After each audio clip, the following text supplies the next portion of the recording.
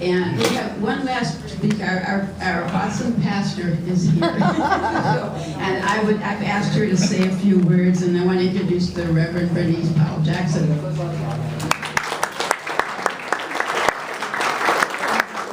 just want to thank all of you for coming in. Assalamu alaikum. It's always good to have our whole community together. And it is by working together and being together and standing for justice together that we are able to stop the injustices that we've heard about. We've seen that over and over again. We saw it in Samuel Al-Arian's case. And so I would encourage all of us to be involved in all of the cases that we've heard, to continue to sign petitions, to continue to make phone calls, to continue to show up at courthouses, because it's important for us to be there together. It's when they see us together that we can change things. There is a very famous quote that comes from a Lutheran pastor during the days of Nazi Germany, and he said something like, when they came for the Jews, I didn't say anything because I wasn't a Jew. And then they came for the Catholics, and I didn't say anything because I was not a Catholic. And then they came for the gay people, and I didn't say anything because I was not gay. And so the list goes on and on and on of those who they came for. He said, but then when they came for me, there was no one to speak for me. So it's only when we speak for each other, when we stand together for justice, that we can change things. When you turn light on to the darkness in our nation has to go away. The stories that we've heard about the FBI are not new stories.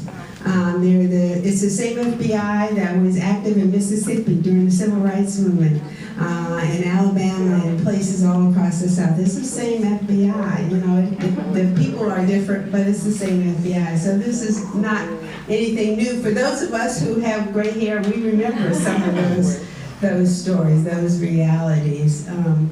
So. Yes, we've heard them. We've lived them. We've lived them. And the final thing I want to say is, those of us who are aware, who are educated, who do reach out to hear the stories of what's going on, have an obligation. And that obligation is to tell these stories to other folks who are not aware, because 99% of folks in this country don't have a clue that this is going on, and would be very frightened and horrified if they were to know. And then finally, to make the connections, to connect the dots. The use of informers is the same thing that is fueling mass incarceration of African Americans all across this nation, and that's been true for the last 25 years.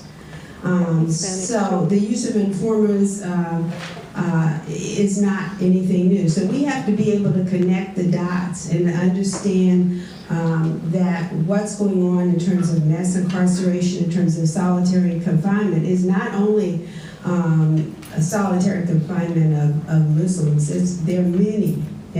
How many did you? At least 80,000. At least 80,000 people in this country are in solitary confinement. That is a human rights travesty. So thank you for coming.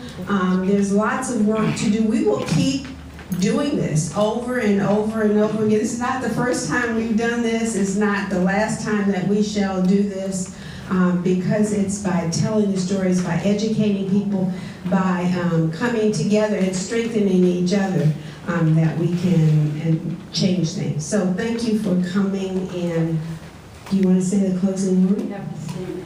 Oh, we have to sing? Oh, that's I'm not going to sing. This is a church. That's what people do in church. Okay, we've got a song from the past. this one, we're gonna sing, Ain't Gonna Let Nobody Turn Me Around, and a lot of you know that song, and you're gonna sing it with us. And Leena Al-Arian has agreed to help me lead that. Everybody do